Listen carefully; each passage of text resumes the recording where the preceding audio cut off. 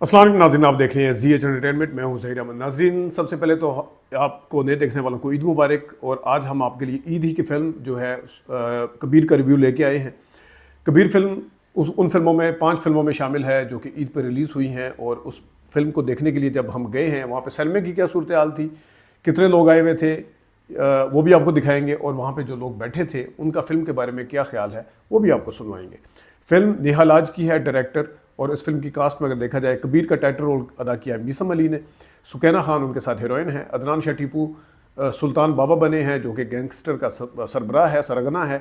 सखावत नाज जो है इसी गैंगस्टर के साले बने हुए हैं, उनका भी एक किरदार है। उनकी ज़ाहिर एक बहन भी है, वो गालबन अनम तनवीर हैं या जो भी है। उसके साथ जो जहांगीर जानी है वो कबीर के भाई का किरदार, लाले का किरदार अदा कर रहे हैं। और इसी तरह कुछ जो इनके 2-3 जो दोस्त हैं, उनके नाम तो मुझे नहीं पता, लेकिन वो भी हैं। और इसी तरह अदनान शाह टीपू जो सुल्तान बाबा है उसका एक भाई भी है जो कि इस कबीर के ख़िलाफ़ है, क्योंकि अदनान शाह टीपू का ख़ास बंदा जो है, सबसे जिसको अपना बच्चा समझते हैं, जिसको पाला है, वो जनाब कबीर साहब है। तो कहानी जो है कुछ इस तरह से है कि कबीर जो है वो एक गुंडा पार्टी के साथ एक नज़र आता है, पता चलता है कि ये इसके साथ पला बढ़ा है। और वो अदनान शाह टीपू अपने भाई से ज़्यादा, सबसे ज़्यादा जो है वो उसके ऊपर एतबार करता है। और नो डाउट कि वो उसका वफादार आदमी भी है। जुनून आवाज में सीने में जलखार है। लेकिन सुकैना खान से जब उसका सामना होता है, सुकैना खान वो हैं जिनसे प्लॉट या स्कूल खाली करवाना होता है, और वो सुल्तान बाबा ने करवाना होता है। और वहाँ पे कबीर साहब जाते हैं और जाके वो स्कूल खाली करवाते करवाते उनको मोहब्बत हो जाती है। वो स्कूल नहीं खाली करवाते, वो उसके आगे ढाल बन के खड़े हो जाते हैं। और सुल्तान को पता चल जाता है कि मेरा बंदा मेरे से जा रहा है निकल के, तो वो जनाब साहब अपने बंदे लगाता है, सारा कुछ करता है। और इस तरीके से वो समझता है कि ये मेरे साथ धोखा कर रहा है या मुझे छोड़ के चला गया कबीर। तो कबीर तो वाकई उसको जहांगीर जानी भी समझाता है कि जनाब सुल्तान के बगैर हम कुछ नहीं है, हम खाएंगे किधर से। दोस्त भी उसको समझाते हैं जो उसके साथ बाकी पंटर होते हैं, लेकिन वो नहीं समझता। अच्छा जी, तो आप हैं इन सारे गैंगस्टर्स के भाई, मिस्टर कबीर। अब इस गैंगस्टर का दिल है। तो ये कहानी मैंने आपको मोटी मोटी सुनाई है। फिल्म की डायरेक्शन के हवाले से कहानी जो सुना दी है, कहानी के अंदर जो झोल और जंप हैं वो लाजमी, जो कहीं पे अगर कोई झोल लगती है, कहानी में कहीं बोरियत नज़र आती है, तो वो लाजमी जो कैप्टन ऑफ द शिप है वो डायरेक्टर होता है, उसका काम होता है कि उसको किस तरीके से सुधारता है। फिल्म का पहला जो हाफ है वो कंपैरेटिवली इंट्रोडक्शन के बाद 15-20 मिनट के बाद, यानी कि या आधा घंटा कह लें, उसके बाद बोरियत शुरू हो जाती है।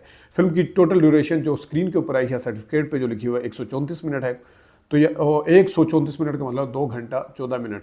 लेकिन कुछ ने 1 घंटा 55 मिनट लिखा हुआ है। लेकिन जो भी है, उसके अंदर आपको एक जो जिस तरीके से कहानी जितनी स्पीड से चलनी चाहिए वो उतनी स्पीड से नहीं है। तो ये डायरेक्शन का काम है, डायरेक्टर का काम है। मतलब है उसने किस तरीके से सीन को मिलाना है, किस तरीके से उसके अंदर जान पैदा करनी है, किस तरीके से अंदर उसके क्लाइमैक्स लेके आना है, ये सारे का सारा काम जो है डायरेक्टर का है। मेरी भी किसी नेमत से कम नहीं है।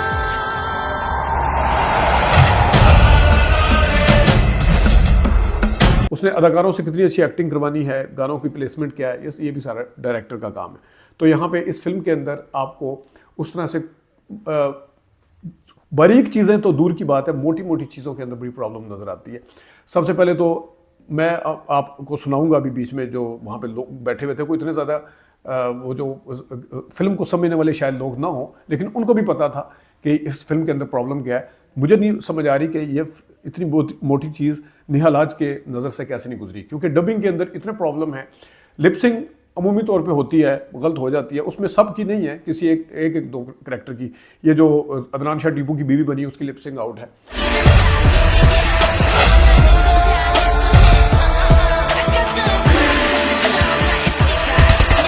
जैसे हर जंगल में। और इसके साथ म्यूट सीन है, मतलब मैं आप बोल रहा हूँ ना यूँ करके, वो सीन ही म्यूट है। अच्छा, मैं समझ रहा कि शायद सैनमे वालों ने पीछे से कुछ गड़बड़ की हो कि सीन शुरू होता है, अदनान शाह टीपू का सीन शुरू हो रहा है, पहला डायलॉग म्यूट। जहांगीर जानी का शुरू हो रहा है, पहला डायलॉग म्यूट। मीसम अली जो कबीर बने हुए हैं उसका शुरू हो रहा है पहला डायलॉग, सारे नहीं लेकिन मेरा 30-40% सीन के अंदर मैं ये बात कर रहा हूँ, ये बड़ा नंबर है। एक आधा हो तो बंदा जाने देता है। अच्छा, मैं कह रहा हूँ कि सिनेमा वालों ने शायद म्यूट कर दिया, बाद में उन्होंने ऑडियो खोली, लेकिन नहीं, बैकग्राउंड म्यूजिक चल रहा है। अब वहाँ पे एक जो उसकी माँ समझा रही है, सुकैना की माँ समझा रही है जनाब साहब, उसको कोई समझ एक बोल रही है, बोलते बोलते चुप हो जाती है, आवाज़ पीछे चल रही है। अच्छा, बोलते बोलते वो जनाब उसकी ऑडियो चली जाती है, लिप्स उनके हिल रहे हैं। और इसी तरह जनाब डायलॉग कोई बोल रहा है एक दो जगह पे, और कैमरा जो है जनाब दूसरे उसके भाई के ऊपर है, अदनान शाह टीपू के। बाद में जनाब अब बंदा सामने वाला बोल रहा है, दिखा उसके, ठीक है, बाज़ दफ़ा काउंटर एक्सप्रेशन दिखाते हैं, लेकिन फिर बाद में उनके दिखाने की क्या ज़रूरत है। जो पहले बोल रहा था वो आम बंदा था, चले गुंडा पार्टी का बंदा था, आपने उसको इतनी इंपॉर्टेंस नहीं देनी थी तो उसको नहीं दिखाना था, बाद में दिखाने की ज़रूरत नहीं है। तो ये वो चीज़ें हैं जो आम लोगों ने भी नोट करनी है। इन्होंने उसको कैसे जाने दिया, मेरी समझ से बिल्कुल बालातर है। फिल्म के अंदर अदनान शाह टीपू को बहुत ज़्यादा पावरफुल दिखाया गया है, लेकिन वो कितना पावरफुल है मजबूर है, उसको समझ नहीं आ रही। कभी वो कहता छोड़ के चला गया है, कभी कहता आज मैंने खून आज देखा है, कभी मतलब एंड तक उसे ये समझ नहीं आ रही होती कि कबीर वाकई उसको छोड़ के चला गया। बार बार उस चीज़ों को रिपीट कर रहे हैं आगे जनाब साहब, अदनान शाह टीपू साहब, और मजबूर इतने दिखाए कि मैं अगर मुझे पता होता कि फलाना है, तो आप इतने मजबूर हैं। आपका इतना रौब दिखाया विलन का, विलन कुछ कर ही नहीं पा रहा, नजर ही नहीं आ रहा कि विलन कुछ करते हुए नजर आ रहा है आपको, या उसका इतना जो रौब दिखाने की कोशिश की है तो वो भी उसके अंदर बिल्कुल नहीं है। छोटे छोटे सीन जो है, अब वो पंटर जो जितने हैं वो जनाब सब गर्मियों वाली शर्टें पहन के खड़े हुए हैं, कोई स्लीवलेस है, कोई बिल्कुल ही बाजू जिसके है ही नहीं है बिल्कुल, और वो उस तरह खड़े हुए हैं कि जैसा गर्मी है। अदनान शाह टीपू साहब ने जनाब साहब ऊपर बर्फानी कोट पहना हुआ है, ऊपर टांगा हुआ है, और मतलब अजीब कोई चक्कर चलाया हुआ है। सामने जहांगीर जानी साहब हैं, वो एक बटन ऊपर खोल के खड़े हैं, मतलब सर्दी के पॉइंट ऑफ व्यू से मैं बात हूँ, बटन खोलने से मुझे कोई मसला नहीं है, गैंगस्टर का भाई है और जिस तरह का दिखाया उसे खोलना ही चाहिए था। लेकिन ये तो है जनाब साहब डायरेक्शन की हालत, उसका कोई उस तरह से क्लाइमैक्स नहीं है, अचानक ही बस सारा कुछ हो जाता है। और अगर मैं सिलेक्शन ऑफ द कास्ट देखूं तो उसमें जहांगीर जानी का किरदार शायद ठीक है, सखावत नाज ने अपना किरदार किसी हद तक ठीक किया, उनकी कुछ लाइनें बहुत अच्छी थी, सुल्तान आई वाली और मटर छीलने वाली लाइनें उनकी बहुत अच्छी थी। लेकिन जो मीसम अली साहब हैं वो अपनी तरफ से संजय दत्त बने हुए हैं गैंगस्टर, उसी तरह बाल रखे हुए हैं, वो उससे इम्प्रेस नजर आते हैं। उन्होंने ओवर एक्टिंग नहीं की, लेकिन उनकी एज और उनका जिस्म इस चीज़ की इजाज़त नहीं देता कि उनके ऊपर पूरी फिल्म का बोझ डाला जाए। और फिर वो जनाब सब मोहब्बत करने पे आए हैं तो जनाब बड़े बड़े रोमांटिक हीरो को पीछे छोड़ने की कोशिश कर रहे थे। एक अब सनी देओल को देखे जीत फिल्म में, या अजय देवगन को देखे फूलर कांटे में, या विजय पात में, मतलब वो फिर उनका कोई इश्क वाली चले हो भी जाता है। सनी देओल को होती है उसके साथ करिश्मा के जीत। मैं एक मिसाल दे रहा हूँ, ये अपनी तरफ से सनी देओल ही बने हुए थे या संजय दत्त बने हुए थे। कोई अजीब भी मिक्सचर किस्म की चीज़ें मारी हुई हैं, अदाकारी के मेयार बिल्कुल थका हुआ है। वो जो सेट था जिसके प्लाजा खाली कराना, उसकी फुटवर्क के अंदर प्रॉब्लम थी। जो ये हीरो है इसके बॉडी का पूरा स्ट्रक्चर जो है वो मतलब मैं क्या कहूँ उसके ऊपर।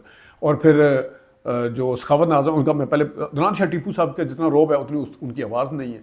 हर फिल्म के अंदर उन्हें अपना थोड़ा रोल चेंज कर, 13 देख लें, अब जितनी फिल्में उठा के उनकी देख लें, उनके अंदर आपको यकसानियत नज़र आती है।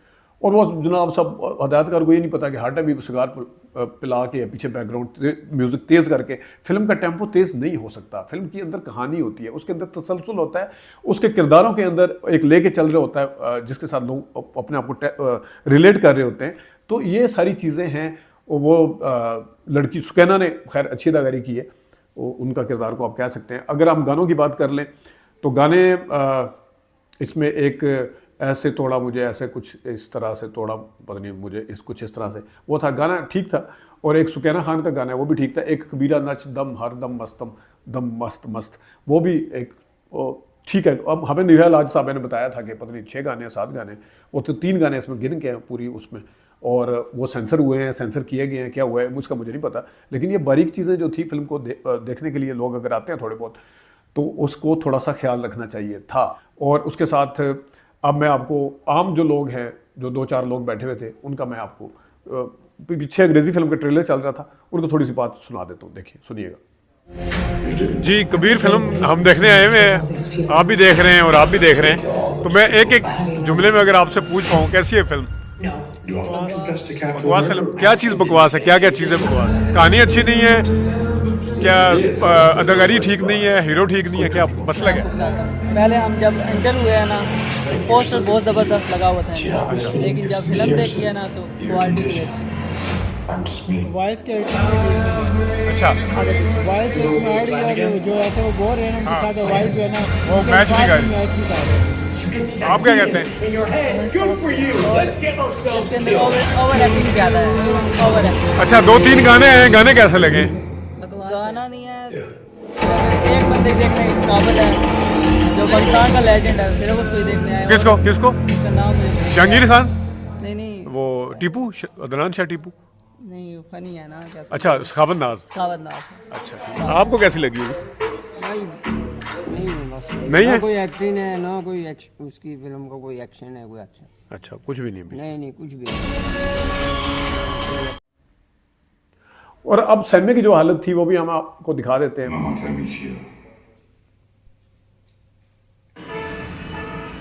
The plane is on fire, Melina. What are we gonna do now?